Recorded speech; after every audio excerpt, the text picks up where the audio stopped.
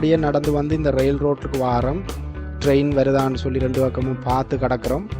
Train ஒன்றும் இல்லை, வெறும் ஆடுதான் படுத்து கிடக்குது. ட்ரெயின் வந்து எங்களோட இடங்களுக்கு வந்து ஒரே ஒரு ட்ரெயின் தான். அது பின்னேரம் பழிக்கிட்டு ராவில் வரும். அடுத்த நாள் விடிய வெள்ளனே வரும். ஸோ எங்களுக்கு பயம் இல்லை. இந்த நேரங்களில் கண்ணை மூடிக்கிட்டே ட்ரக்காக கிடக்கலாம்.